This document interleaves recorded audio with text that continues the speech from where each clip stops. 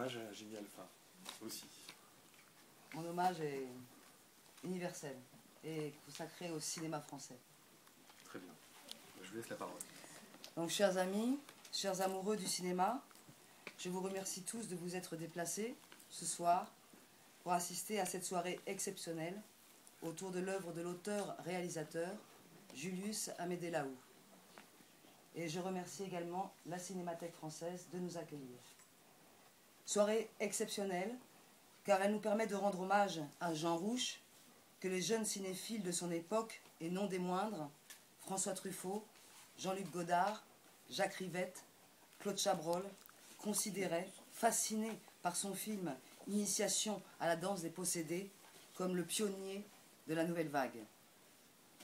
Soirée exceptionnelle, car elle nous permet de rendre hommage à deux monstres sacrés du cinéma français, Jenny Alpha et Robert Liançol, que vous verrez réunis dans le second film ce soir.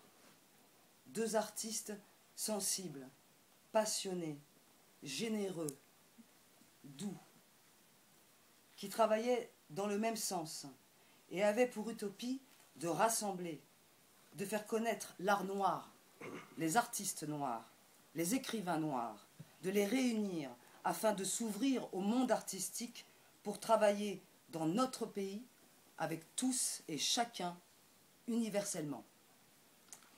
C'est un grand honneur pour moi et croyez-moi, avec une grande émotion, que je présente le premier film, Folie ordinaire d'une fille de Cham, de Jean Rouch et Philippe Constantini. J'aimerais citer Jean-Luc Godard, fasciné, après la sortie de Moi, un noir, de Jean Rouch, en 1958. Je cite Jean-Luc Godard. Il est le plus audacieux des films, en même temps que le plus humble. C'est fichu comme l'as de pique, mais c'est le film d'un homme libre.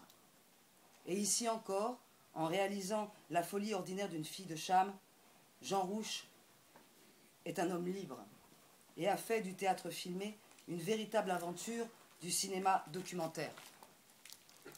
En 1984, au Théâtre de la Bastille, Daniel Mesguich met en scène avec Jenny Alpha, moi-même, Sylvie Laporte et Catherine Rougelin, Folie ordinaire d'une fille de Cham, une très belle pièce du jeune auteur metteur en scène alors méconnu, Julius Amédée Lahoud. Depuis, Julius Amédée Lahoud a écrit et mis en scène de nombreuses pièces de théâtre, Sonate en solitude majeure, publiée à l'avant-scène, Monsieur Zobel, Madame Huguette française sous de souche, La fin du roi Narmer, publiée aux éditions 80, dont moi et Jenny, avec notre troupe, la troupe de Daniel Mesguich, au Théâtre de la Métaphore de Lille, avons fait une lecture publique. Jean Rouch, après leur rencontre, l'a pris sous son aile, Julius, comme un fils, et l'a aidé à pouvoir réaliser ses ambitions cinématographiques. Julius a obtenu de nombreux prix pour ses films, le prix du MRAP, le prix du meilleur court-métrage au Festival de Venise ou encore le prix de la réalisation au Festival francophone. En octobre 1984, au bout de 2 semaines de représentation de Folie ordinaire d'une fille de Cham, Jean Rouch vient voir la pièce et est littéralement interpellé et profondément touché. Il décide alors de demander la permission à Mesguich et à Lahoud de filmer et de réaliser cette pièce pour le cinéma, dans la lignée de ces films documentaires. Ils acceptent avec des sauts de joie, et je ne me méprends pas, avec véritablement des sauts de joie. Et voilà Jean Rouch reparti pour la grande aventure, car il s'agissait bien là d'une aventure dans laquelle il se jetait encore, reconstituer d'une façon réaliste le décor de Mesguich sans le trahir. Une chambre d'hôpital psychiatrique. Nous avons tourné dans un pavillon dans les jardins de l'Observatoire. Ce n'était pas une captation. On n'était pas au théâtre ce soir. Il s'agissait pour lui de rendre la mise en scène de Mesguich, comme s'il montait sur le plateau, envahissant les comédiennes de sa présence pour aller chercher l'émotion et la transe dont il avait été témoin lors des représentations. C'est-à-dire filmer l'invisible pour le spectateur de théâtre. Pour lui, ce qu'il avait vu était vrai, et il voulait rendre compte de cette vérité. Un challenge en 16 mm, que vous verrez ce soir, gonflé en 35 mm, grâce aux soins de M. Philippe Constantini, que je tiens à remercier, ainsi que Mme Béatrice de Pastre, des archives françaises du film, pour la conservation de cette œuvre culte que Jean Rouch affectionnait tout particulièrement, un film produit par M. Thierry Garel. Alors, comment ça s'est passé? Incroyable, pour moi qui étais très jeune à l'époque. Ils ont tourné pieds nus, caméra à l'épaule. Il y avait des tapis de gymnastique au sol pour dissimuler les grincements du parquet en vieux bois de notre nouvel espace de jeu. Jean s'est donné pour objectif de filmer en un long plan séquence, comme Hitchcock dans le film La Corde, la pièce, afin de garder l'émotion, le souffle et la transe des comédiennes intactes, avec 2 caméras partant à 4-5 minutes d'intervalle pour pouvoir avoir le temps de charger, excusez-moi les termes anciens, les magasins au cours de la pièce qui défilaient devant lui et avoir toujours de la pellicule. Il s'est véritablement métamorphosé en un docteur Charcot et tourne la folie de Madame Amélie, devenue schizophrène après la naissance de son fils, alors que son mari venait juste de mourir à la guerre de 14-18. Madame Amélie, restée dans une chambre de l'hôpital Sainte-Anne, prostrée dans le silence.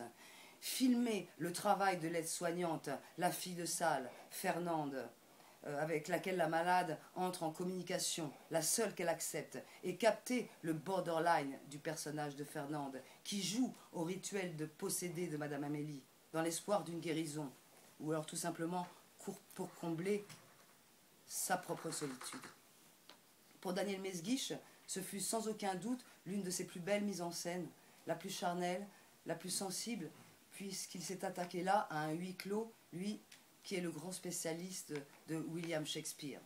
Et pour Jean Rouch, ce fut le pendant des maîtres fous pour le ciné-théâtre, car c'est véritablement du ciné-trans que vous allez voir ce soir, c'est-à-dire, comme il le définissait lui-même, l'état où je me trouve lorsque je filme. Avec le recul, je trouve que cette œuvre est extrêmement contemporaine, originale et parfaite. Je suis témoin qu'il s'est passé lors de cette période une osmose cosmique, magique, entre ce texte que je visualise comme des toiles du douanier Rousseau, un texte écrit sous transe par un auteur d'une sensibilité extrême, entre le metteur en scène, les comédiennes, notre rencontre, nos vies mêlées, dans l'attente l'une de l'autre et l'équipe de Jean Rouch. C'est des moments uniques, irremplaçables et éternels. Alors ce qui est intéressant dans la réalisation de Jean Rouch, c'est que nous rentrons dans le cerveau de la malade, dans les infimes méandres de sa folie, provoquée par un événement, la mort de son mari pendant sa grossesse, événement déclencheur d'une maladie qui était déjà là depuis longtemps, maladie provoquée par le traumatisme d'une éducation. Le texte de Julius Amédée Lahoux est puissant, car il traite de l'esclavage et de l'évangélisation de l'Église catholique, le rapt du cerveau, le rapt de la foi de millions d'individus déportés et anéantis parce que, soi-disant, il aurait été inscrit dans la Bible que Cham, ancêtre de la race noire, ayant vu son père Noé nu une nuit d'ivresse, aurait été maudit, et qu'il en résulterait que toute la race noire serait alors par Dieu damnée pour l'éternité et condamnée bibliquement à être l'esclave des autres races pour des siècles et des siècles. Des écrits et des détournements pervertis des textes par le Vatican. Jean Rouch, en 1986, j'en suis témoin. Tant cette histoire lui retournait les sangs, voulait aller à Rome voir le pape avec ses bobines de 16 mm sous le bras pour lui demander justice pour ce crime contre l'humanité qu'a été la déportation de ces millions d'innocents. Daniel Mesguich, lors de sa création, parlait, lors des séances de travail, il nous parlait souvent du parallélisme obligatoire à faire avec les victimes de son peuple, les victimes de la Shoah, des siècles d'écrits honteux et honteusement protégés et cachetés par l'Église catholique, des siècles de décrets, de lois, de codes encourageant l'antisémitisme, le racisme et la xénophobie. C'est Noël et Jésus est furieux. L'histoire de Madame Amélie, de cette pauvre folle, en devient universellement noire. Ce texte est une bombe à retardement pour dénoncer les mensonges et les erreurs du colonisateur catholique.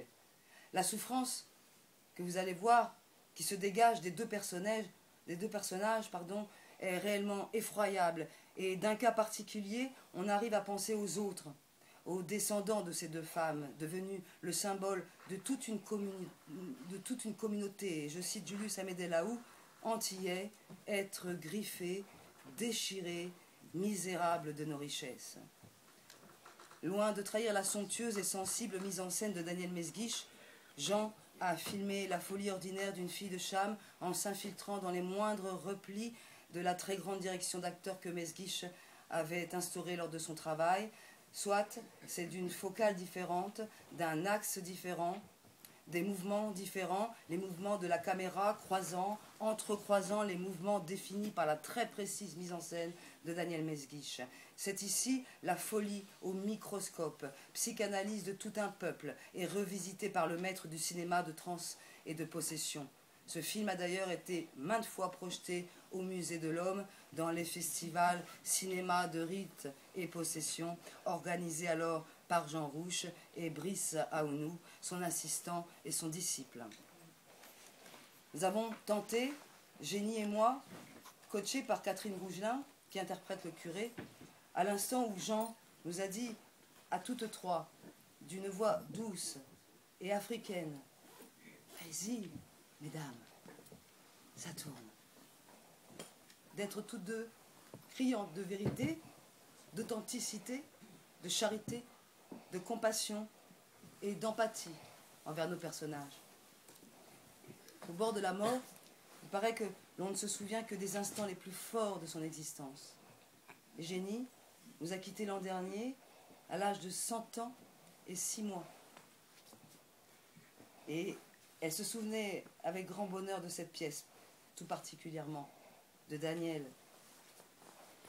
de Jean, de moi, de Madame Amélie, de Philippe, de Jean et de toute son équipe, de Catherine, notre curé, de cette pièce rendue immortelle par Jean Rouch et toute son équipe, et de ce rôle que Julius lui a écrit, le rôle le plus marquant de sa carrière et qui permettra, je le souhaite, à la postérité de faire connaître enfin cette grande dame pacifiste et cette artiste complète, exemplaire, qu'était Génie Alpha.